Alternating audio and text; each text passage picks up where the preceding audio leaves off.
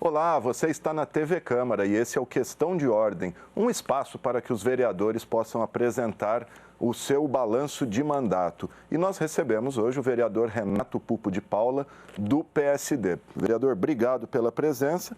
Para começar, queria repercutir com o senhor a recente sanção de uma lei de sua autoria que obriga bares a oferecer proteção a mulheres que estejam ali em condição visível de segurança, lembrando que a gente está no Agosto Lilás, aí, que é o mês de combate à violência contra a mulher. É bastante propício. Em primeiro lugar, queria agradecer mais uma vez pelo convite, oportunidade de estar aqui. É sempre um prazer, Gama, estar falando com você, estar falando com os nossos telespectadores. Eu sempre primei pela transparência e eu queria cumprimentá-lo, porque acho que esse programa é uma grande oportunidade de o eleitor, o telespectador, conhecer melhor os representantes populares e não só a pessoa, mas o trabalho de cada um. A respeito da sua pergunta, estamos no Agosto Lilás, o mês que marca aí a proteção às mulheres, e eu fiz um projeto que já virou lei, que obriga os bares a darem proteção à mulher. Mas eu queria deixar bem claro, porque eu fui procurado na época, inclusive por representantes de casas noturnas, bares, restaurantes. Esse meu projeto é um projeto, modéstia à parte, importante, porque ele dá essa proteção à mulher, uma proteção pregada e defendida, não só no Brasil, mas mundo afora, pelo menos nos países civilizados, e isso sem onerar o bar. É uma coisa muito simples, muito óbvia e, ao mesmo tempo, muito significativa. É tão óbvia que chegaram a me perguntar na época, mas precisa de lei para isso? Precisa. O ideal seria não precisar. Então, o que diz esse meu projeto? Por exemplo, uma mulher está no bar em situação de risco. Ela vê ali um ex-marido, um ex-namorado, que não suporta a ideia da separação e, pior, não suporta vê-la se divertindo. Eu falo com base na minha experiência de 27 anos como delegado de polícia. E aí essa pessoa começa a persegui-la e não suporta aquela situação e vai ali ameaçá-la. Essa lei obriga essa casa a dar acompanhamento à mulher até o seu veículo, até o táxi, até o motorista de um aplicativo qualquer, para que ela não fique vulnerável, não fique à mercê do seu agressor. Sozinha ali, né? Exatamente. Se a mulher pedir, a casa estará obrigada a acionar a polícia e o principal, acolher a mulher nas suas dependências até a chegada da polícia. Porque também, às vezes acontece, o estabelecimento está fechando e fala para a mulher, não, briga de marido e mulher, ninguém mete a colher. E coloca a mulher lá fora, nós estamos fechando. A mulher fica muito vulnerável, fica exposta, fica à mercê de seu agressor. Então, é um projeto que não onera, simplesmente é uma questão de cidadania. Como já falei hoje, nem precisaria estar em lei, mas a gente tem visto alguns casos concretos que mostram que não é bem assim. Então, essa lei dá segurança para a mulher sem onerar essas casas noturnas. Tanto é que quando me procuraram, acabaram compreendendo o projeto. Havia essa preocupação que geraria custo. Exatamente. Né? A única coisa que me pediram no meu projeto, eu determino que essas casas tenham cartazes no banheiro feminino, avisando sobre isso. Por quê? Porque não adianta você ter um direito e não saber que tem. Então, para dar conhecimento às mulheres. Eles falam que hoje tem muitas leis que obrigam colocação de cartazes e estão poluindo o ambiente. Só que essa não, no banheiro feminino, então não vai ter esse tipo de problema. Escondidinho ali, né? Legal. Ô vereador, vamos falar de um outro assunto que está dando o que falar aí nas redes sociais, tal, que é a audiência que o senhor convocou como presidente da Comissão de Segurança, Usos e Costumes, para debater a questão dos radares móveis aí que está na boca do povo. Sim. Queria que o senhor falasse como é que vai ser essa audiência, o que vai ser discutido e o que o senhor pensa a respeito desse tema. Legal. Boa pergunta, tema muito relevante, a gente não poderia deixar de abordar.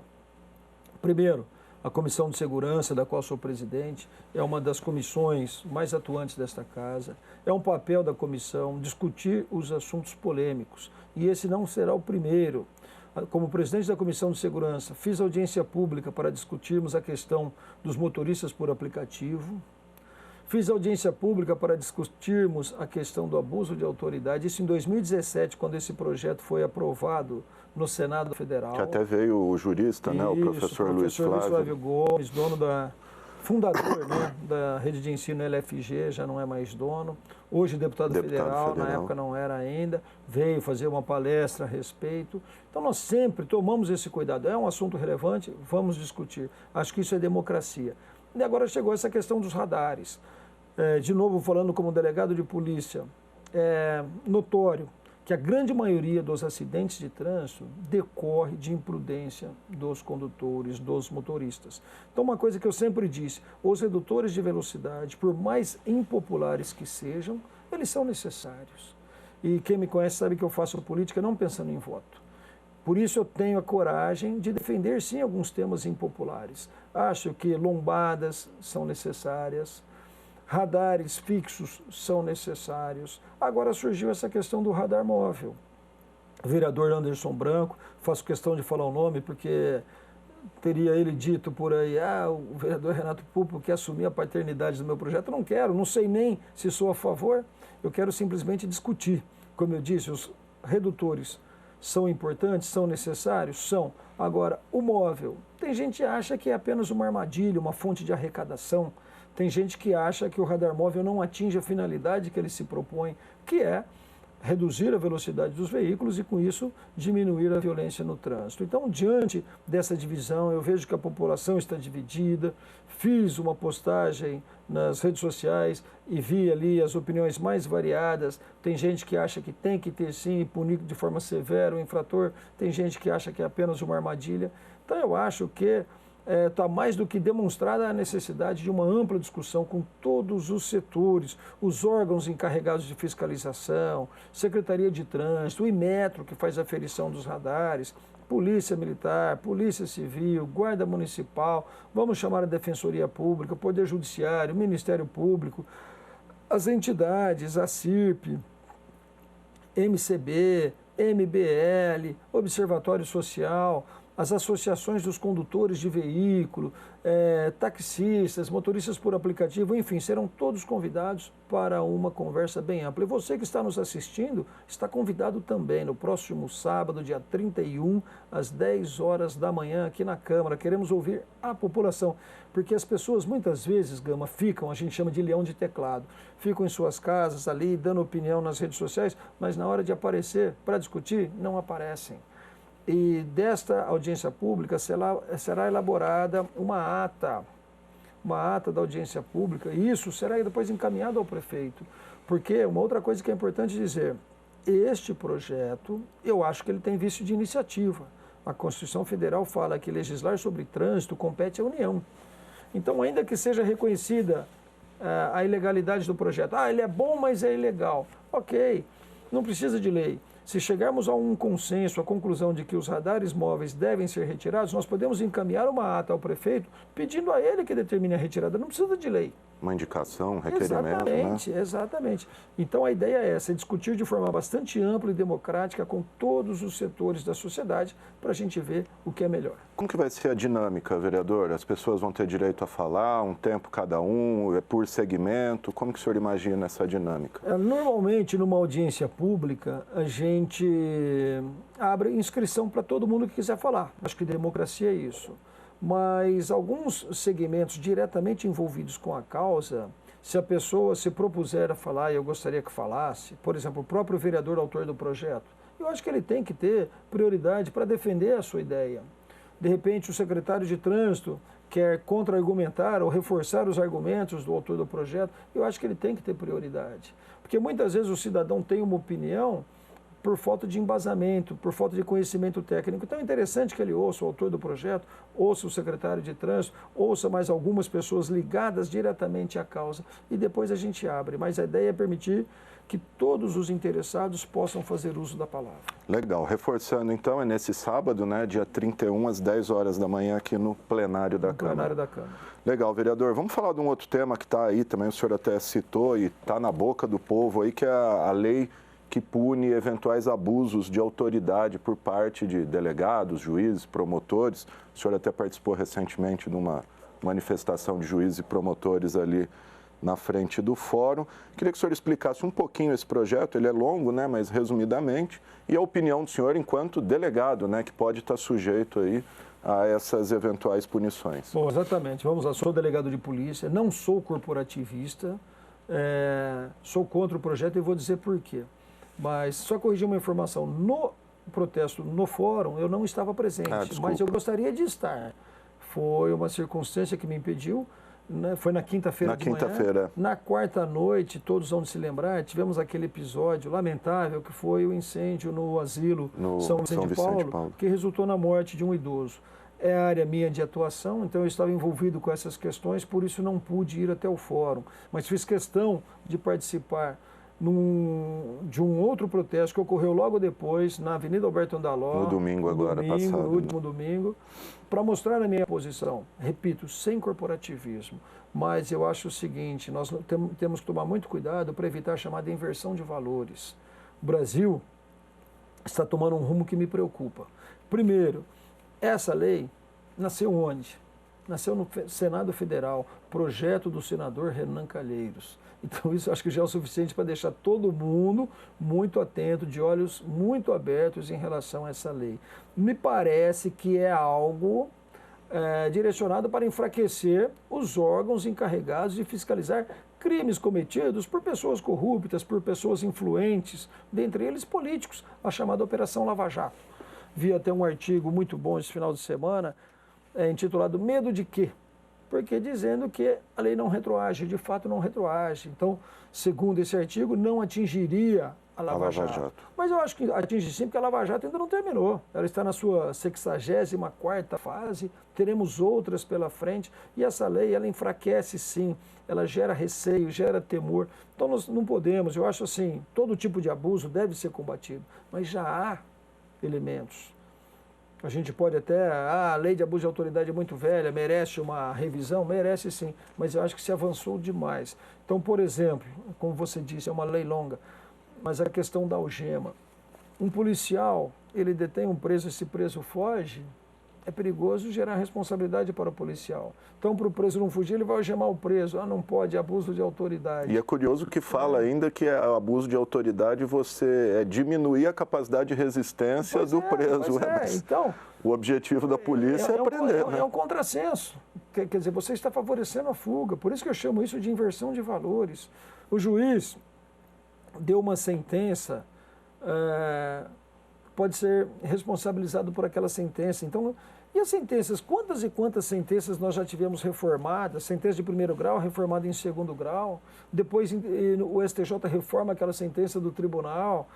Então nós temos que tomar muito cuidado com isso. É óbvio que se tem um juiz que reiteradamente está dando sentenças, mas sentenças esdrúxulas, estranhas, ele pode ser responsabilizado. Nós temos a corregedoria do Poder Judiciário, mas chamar de abuso de autoridade esses atos que venham a ser questionados pelas partes. Então eu acho que a própria lei, às vezes, me parece um abuso. Por isso eu sou contra essa lei, repito, não sou contra abuso, coibir abusos, não sou contra punir abusos, não sou corporativista, mas eu acho que essa lei é uma lei viciada, até porque teve origem no Senado Federal, um autor extremamente suspeito, altamente envolvido com processos investigativos, e me parece que a finalidade precípua é enfraquecer os órgãos encarregados da investigação. O senhor acha que o presidente Bolsonaro veta partes? Parece que a questão da algema ele já falou que veta. Então, isso aí sim. Eu tenho ouvido cientistas políticos dizendo o seguinte, eu concordo. É uma questão polêmica, por isso nós estamos falando dela. Se ele vetar, ele vai ser atacado por aqueles que já o atacam. Se ele não vetar, ele vai ser atacado por aqueles que o apoiam, por aqueles que o ajudaram a chegar onde chegou. Então a situação dele é bastante delicada. Eu acho que ele veta sim, gostaria que ele vetasse na totalidade para que uma outra lei melhor fosse feita. Mas a impressão que eu tenho é que ele vai vetar parcialmente, vai vetar alguns artigos apenas. O próprio ministro Moro parece que recomendou a ele o veto total, né? Sim, sim. Porque eu falo assim, o veto parcial, quando você tem às vezes um artigo, dois, você fala, não compensa vetar toda a lei por causa de um ou dois artigos, mas ali são muitos artigos questionáveis, muitos artigos polêmicos, então o mais prudente nessa hora é um veto total e a elaboração de uma nova lei. Legal, vamos aguardar, nos próximos dias aí deve ter novidades. Vereador, fala um pouquinho de eleições 2020 aí, os jornais já falando, colocando nomes, o senhor também sempre citado aí como possível candidato a prefeito, vice e mudança de partido, como é que está o cenário hoje? Queria que o senhor falasse sobre o assunto. Bom, nós estamos aí há pouco mais de um ano da eleição, mas o assunto já está fervendo. E eu vejo com satisfação que meu nome tem sido lembrado, inclusive para disputar a prefeitura. Isso não estava nos meus planos, eu nunca me coloquei como candidato, mas depois da eleição estadual do ano passado, o bom desempenho que eu tive, um dos mais votados em Rio Preto, com uma campanha extremamente simples, amadora, barata, superando pessoas que fizeram campanhas profissionais e tiveram uma votação inferior à minha, isso acho que fortaleceu ainda mais o meu nome. E eu passei a ser procurado por alguns partidos, coloco no plural, porque todo mundo sabe, não é só um partido, tem se falado muito no PRB, hoje republicanos, e realmente eu falo o nome dos republicanos porque foi o primeiro partido que me procurou e eles tornaram público isso, então não é novidade para ninguém. Mas vários outros estão procurando, eu tenho tratado de forma bastante aberta. Quando eu converso com um partido, eu falo que estou conversando com outro, não é para fazer leilão, mas é para deixar tudo bem claro, bem transparente. E meu nome tem sido lembrado, ontem mesmo, nas ruas, as pessoas abordando, viram matéria no Jornal Diário da Região, colocando do meu nome como possível candidato a prefeito, as pessoas abordando para declarar apoio, algumas até que eu não conheço, então isso é mais gostoso ainda. Então a gente está tratando a questão com muita serenidade, sou da base do governo Edinho Araújo, até com ele essa conversa tem sido bastante clara, bastante transparente, e a gente vai aguardar para tomar a decisão no momento certo, com muita serenidade, não sou de me empolgar, de ficar às vezes entusiasmado demais com elogios, eu tenho os pés no chão. Vamos escolher aquilo que for melhor para Rio Preto, mas também aquilo que for viável, porque nem sempre aquilo que é desejado para o momento é viável, é aconselhável. Mas eu vejo com bons olhos, sim, tudo isso que está acontecendo. Sobre mudança de partido, eu ainda sou filiado ao PSD, partido que ajudei a fundar em Rio Preto, onde criei grandes amigos e talvez seja necessária uma mudança até por incompatibilidade de projetos. O PSD de Rio Preto tem o seu presidente de honra, que é o doutor Eleusis Paiva, vice-prefeito de Rio Preto. Natural que ele busque a reeleição como vice-prefeito. E se eu tiver intenção de disputar a prefeitura, vai haver essa incompatibilidade de projetos. Então é só por isso. Questão pessoal com o doutor Eleusis, tranquila, relacionamento muito bom, mas por causa dessa incompatibilidade talvez haja a necessidade de mudança. Mas isso é coisa para ser estudada mais para frente.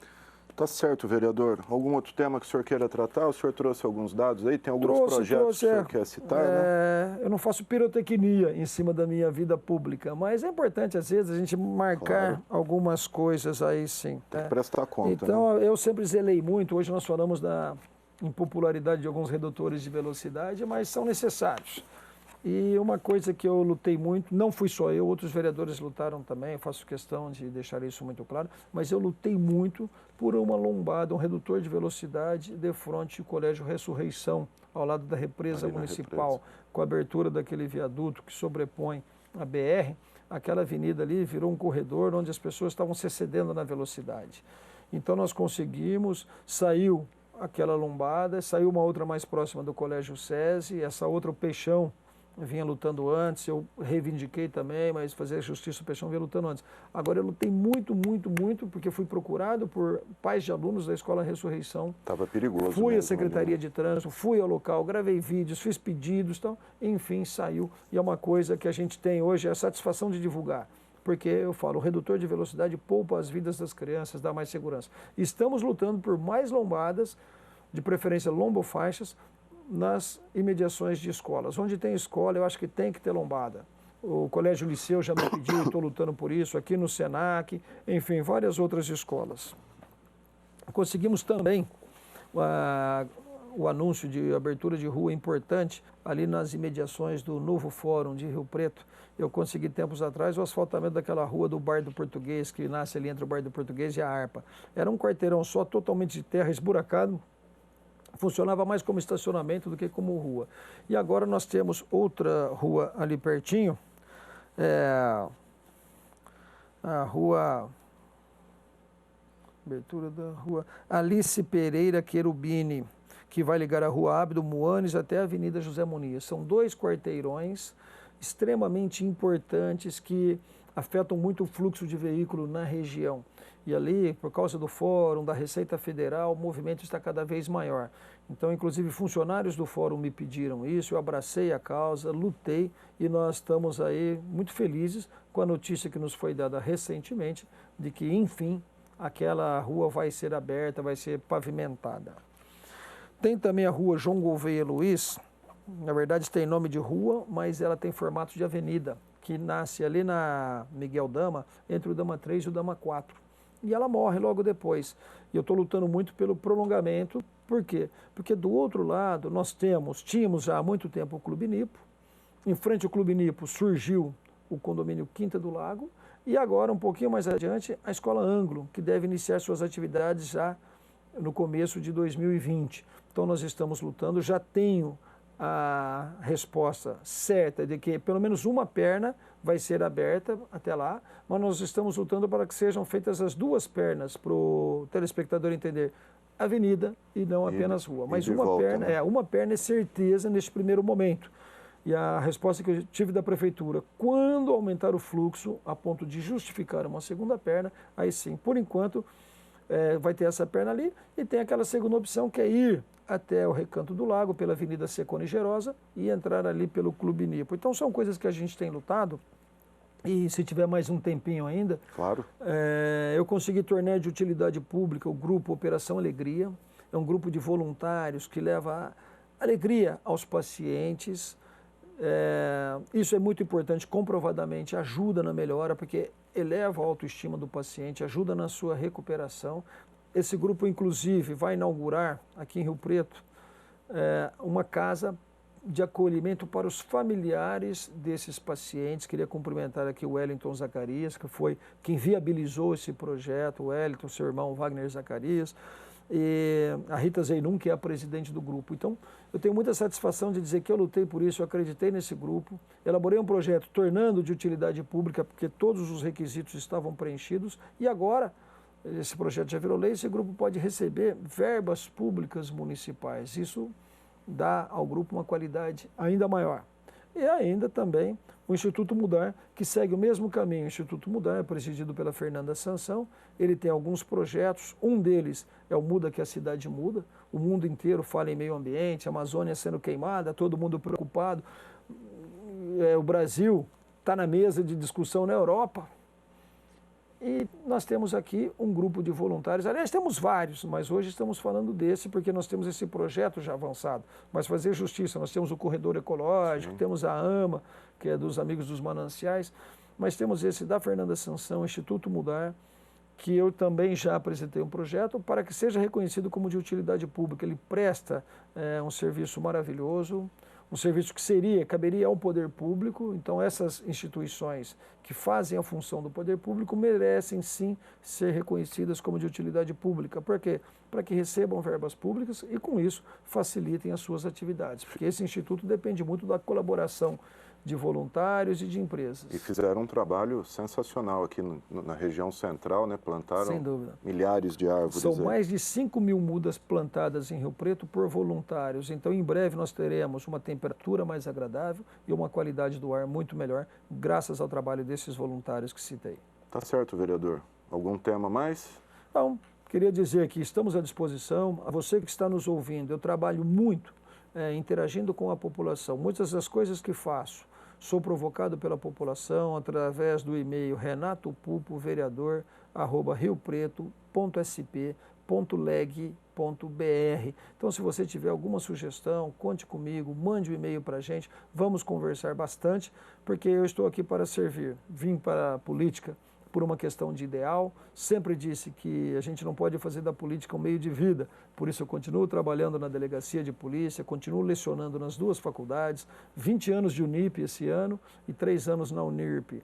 E a política para mim é um meio de realização, a gente quer realizar alguma coisa, melhorar a qualidade de vida das pessoas, o meio é a política. E para a gente fazer uma política bem feita, a gente precisa ouvir a população. Por isso o meu e-mail está à disposição, mande sugestões, mande reivindicações, que a gente está aqui para servir. O dia que eu sair da política, não sei quando vai ser, pode ser amanhã, pode ser que leve mais tempo, eu quero sair com a convicção de que valeu a pena. E para valer a pena, a gente tem que servir, a gente tem que trabalhar pela população. Isso, graças a Deus, eu estou conseguindo fazer e espero poder fazer ainda mais. Tá certo. Vereador Renato Pupo, muito obrigado pela sua participação, pelos seus esclarecimentos à população.